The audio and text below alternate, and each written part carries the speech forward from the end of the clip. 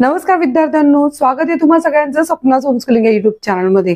आणि आता आपण 4th स्टँडर्ड इंग्लिशचा एक इतका इंटरेस्टिंग टॉपिक इथे अभ्यासणार आहोत ना। आता मला सांगा, मित्रांचे मैत्रिणींचे एकमेकांसोबत भांडणं होतात की नाही? तशीच भांडणं तुम्हाला या फ्रॉम द पोस्ट बॉक्स याच्यामध्ये दिसतील। पण ही मित्रमैत्रिणी आपलं भांडण कसं मिटवतात आणि त्यांना कोणता जादुई शब्द माहिती की जो वापरून ते त्यांचं भांडण मिटवतात, तर यामध्ये छोटे छोटे मेसेजेस म्हणजे संदेश तुम्हाला दिलेले। कारण आता तुम्ही 4थीत गेलाय, तुम्हाला इंग्लिश रायटिंग शिकायचंय, मग याही मुलांनी त्यांच्या हस्ताक्षरामध्ये जे संदेश इथे दिलेले आहेत ना, ते संदेश आपल्याला या पानावर दिसतायत। आता संदेश कशा प्रकारे लिहायचे, तुम्ही पण छोटे छोटे संदेश कसे लिहू शकता, हे शिकण्यासाठी हा टॉपिक किंवा हा जो पाठ आहे, तुम्हाला पार्ट दिलाय तो खूप महत्वाचा आहे। जर तुम्ही शिक्षक असाल तर तुम्हाला हा व्हिडिओ मुलांसाठी खूप उपयोगी होणार आहे, पालकांना सुद्धा याचा खूप उपयोग होणार आहे आणि विद्यार्थ्यांना ते शिकण्यासाठी खूपच उपयोग होणार आहे। म्हणजे हा लेसन शिकल्यानंतर तुम्ही छोटे छोटे मेसेजेस नक्की टाईप करायला शिकाल।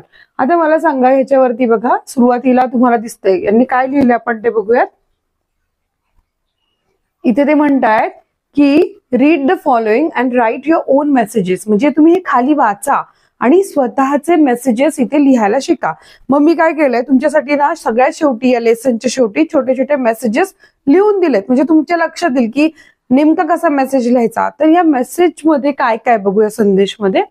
इथे आपण बघतोय की खाली संदेश वाचा आणि तुम्ही तुमचे संदेश लिहा। आता इथे सोनाली, नीता, हिमानी अँड मनीष असे 4 मित्रांच्या नावांचा इथे उल्लेख आलाय। आर ऑल फ्रेंड्स, हे कोण आहेत? सगळे मित्र आहेत। समटाइम्स म्हणजे काही वेळा, they have fights and corals, fights म्हणजे मारामारी आणि कॉरल्स म्हणजे भांडणं। तर कधी कधी त्यांच्यामध्ये मारामारी होते, भांडणं होतात, but they get over their quarrels, पण ते त्या भांडणांमधनं बाहेर पडतात, भांडणं मिटवतात।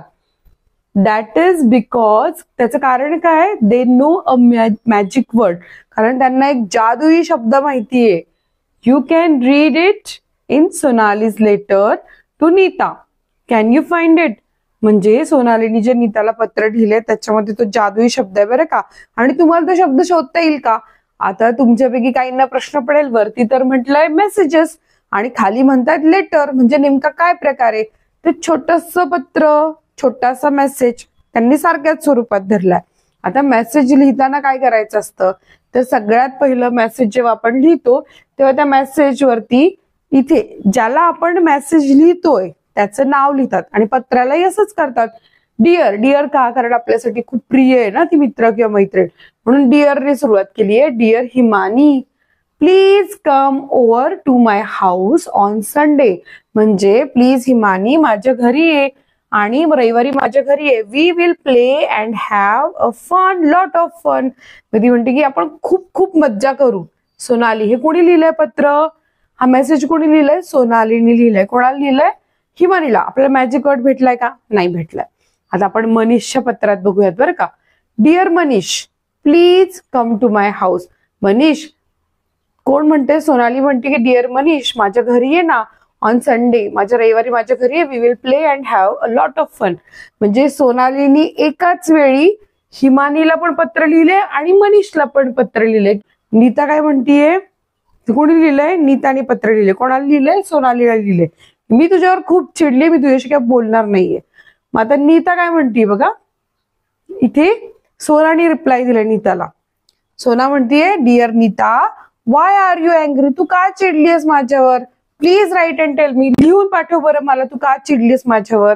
मग आता इथे नीताने तिला लिहून पाठवलंय, Sonali, you talk and play with Himani all the time and you don't play with me, तू कायमच त्यांच्या बरोबरच खेळते, हिमानी बरोबर, माझ्यावर खेळत नाही।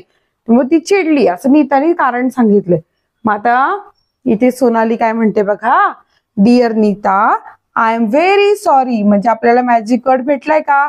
I am very sorry, I like Himani and I like you too, म्हणजे मला हिमानी पण आवडते आणि तू पण आवडतेस। प्लीज टॉक टू मी, माझ्याशी बोल ना। आय एम युअर फ्रेंड, मी तुझी मैत्रीण आहे, म्हणजे इथे आपल्याला सॉरी आणि प्लीज खास मॅजिक वर्ड भेटलेले आहेत। तर या मॅजिक वर्डनी काय जादू केली? त्यांचं भांडण मिटवलं। आता याचा एक्झॅक्टली मराठी अर्थ मी तुम्हाला लिहून देते, म्हणजे जर तुम्हाला शिक्षक म्हणून विद्यार्थ्यांना दाखवायचं असेल किंवा मुलांना समजून घ्यायचं असेल तर याचा जास्त फायदा होईल. ठरलेला आहे की आधी तर मी तुम्हाला या शब्दांचे शब्दार्थ इथे सांगितलेले आहेत. जसं की आता याच्यामध्ये कोणते कोणते इंग्लिश शब्द आलेत बघा. कॉरल, कॉरल्स म्हणजे काय, भांडण. मॅजिक, आता उच्चार पण दिलेला आहे लिहून, म्हणजे तुम्हाला वाचायला पण त्रास होणार नाही. मॅजिक म्हणजे जादू. लेटर, लेटर म्हणजे पत्र. मेसेज म्हणजे संदेश. अँग्री म्हणजे रागवलेला. इंग्लिश जर शिकायचं असेल तुम्हाला तर तुम्हाला स्पेलिंग येणं फार गरजेचं आहे. आता बघा, फ्रेंड्स, फ्रेंड्स म्हणजे मित्र. हाऊस म्हणजे घर. प्लीज आपण खूपदा वापरतो पण त्याचं स्पेलिंग पण माहिती पाहिजे ना, कृपया. टॉक म्हणजे बोलणे. प्ले, प्ले म्हणजे खेळणे. सॉरी म्हणजे माफ करा. अगेन म्हणजे पुन्हा. फाइंड म्हणजे शोधणे. राईट म्हणजे लिहा. ओव्हरकम म्हणजे मात करणे. सिच्युएशन म्हणजे परिस्थिती. अंडरस्टँडिंग, आता कोणाला लिहायचं असेल तर लिहून घ्या. एक्सप्लेन, अंडरस्टँडिंग म्हणजे समज. एक्सप्लेन म्हणजे समजावून सांगणे. अपसेट म्हणजे अस्वस्थ. टुगेदर म्हणजे एकत्र. आता आपण मराठीमध्ये सुद्धा मी तुम्हाला लिहून दिले, म्हणजे ज्यांना असं वाटतं ना की मुलांना मराठीतनं पण कळावं त्यासाठी की पोस्ट बॉक्स मधून संदेश, खालील संदेश वाचा आणि तुमचे स्वतःचे संदेश लिहा. सोनाली, नीता, हिमानी, मनीष हे सर्व जण मित्र आहेत. कधी कधी त्यांच्यात भांडणं वाद होतात पण ते आपले वाद मिटवतात.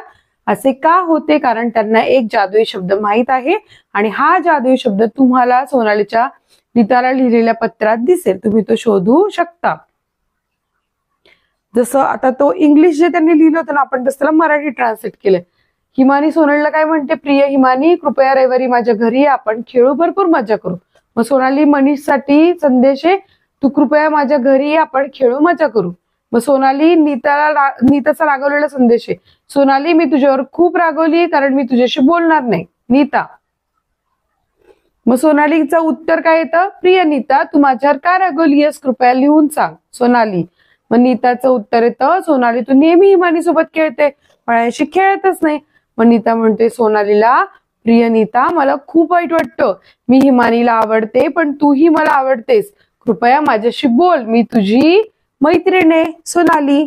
आहे की नाही? म्हणजे जे इंग्लिश मध्ये लिहिलं होतं तेच आपण व्यवस्थित मराठीत सांगितलंय. पण मराठीत का सांगितलंय की मराठी तुम्हाला समजावं, पण तुम्ही इंग्लिश मध्ये लिहिण्याचा प्रयत्न करणं खूप गरजेचं आहे की नाही. तर यांनी कशा प्रकारे संदेश लिहिले तसेच छोटे छोटे संदेश आपल्याला लिहिता यायला पाहिजे, यासाठी त्यांनी हा लेसन आपल्याला दिलेला आहे. हा पाठ आपल्याला दिला. हे जर आपण लिहायला शिकलो छोटे छोटे संदेश तयार करायला, म्हणजे आपलं रायटिंग किंवा लिखाण आणखीन इम्प्रूव्ह होईल. आता मी तुम्हाला दाखवते छोटे छोटे संदेश कसे लिहायचे.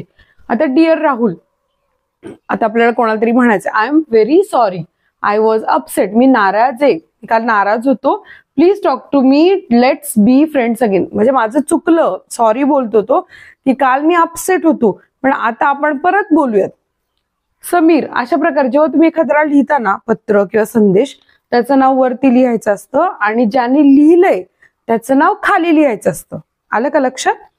Dear Priya, I missed you at school today, are you okay. मी तुला शाळेमध्ये खूप मिस केलं. म्हणजे याचा अर्थ जी प्रिया आहे ती शाळेत आलेली नाही. स्नेहाने तिला मेसेज लिहिलाय की मी तुला खूप मिस केलं, are you okay, please call me. तू ठीक आहेस का, मला फोन करते का. Dear Ayesha, I didn't mean to hurt you, मला तुला दुखवायचं नव्हतं Ayesha. I feel bad for what happen, जे काही घडलं त्याबद्दल मला खूप वाईट वाटतंय. Let's forget it and be friends again, आणि तू प्लीज विसरून जा आणि आपण परत छान मित्र होऊ. तर या असं म्हणते. आणखीन तुम्हाला एक्झाम्पल दिले. डिअर सुरेश, म्हणजे सुरेशला काय म्हणतोय, Kunal, can you help me with today's homework, तू मला अभ्यासात मदत करशील का रे. I didn't understand the lesson, मला ना धडा कळतच नाही, तू मदत करशील का. पण इथे बघा अनन्या नेहाला काय म्हणते, thank you for sharing your lunch with me today, तू ना तुझा डब्बा मला दिलास ना, मला खूप छान वाटलं. Today are the best friend ever, तू म्हणते you are the best friend ever, तू माझी सगळ्यात चांगली मैत्रीण आहेस. आता डिअर आदित्य, काय रोहित आदित्यला म्हणतोय, I know you are upset with me, मला माहिती तू माझ्यावर रागवलायस but I didn't do it on purpose. पण मी काही मुद्दामून नाही केलं. पर्पजली म्हणजे मुद्दाम करण, मी मुद्दाम नाही केलं. कॅन वी टॉक, आपण बोलायचं का, रोहित असं म्हणतो. म्हणजे आता आपल्याला कळालं असेल की ज्या वर्गामध्ये काय काय काय काय छोटे मोठे कुरबुरी होत असतात, तर यासाठी आपण मेसेजेस, आपण व्हॉट्सअपला मेसेज करतो किंवा आपण म्हणजे इतर जे काही मीडिया आहे त्याच्यात मेसेज करतो. पण तुम्ही मुलं आहात ना, तुम्ही वहीमध्ये पण लिहिता ना, तर तुम्हाला वहीमध्ये आता इंग्लिशमध्ये मेसेज लिहिता येण्यासाठी त्याचं स्वरूप आता कळालं असेल की वरती आपण ज्याला आपण लिहिणार आहोत त्याचं नाव वरती लिहायचं आणि ज्याने लिहिलंय त्याचं नाव खाली लिहायचं आणि छोटे छोटे असे मेसेजेस आहे ना तयार करायला तुम्ही शिकायचं. सो या प्रकारे काय होणार आहे, आपल्याला हा धडा ऐकूनच समजायला सोपं जाणार आहे. जसं इथं डिअर हिमानीने लिहिले, Manish, Sonal, dear Neeta, Sonali, dear Neeta. So अशा प्रकारे छान छान त्यांनी मेसेजेस केले आणि आता तुम्ही पण करू शकता. समजलं का तुम्हाला हा लेसन?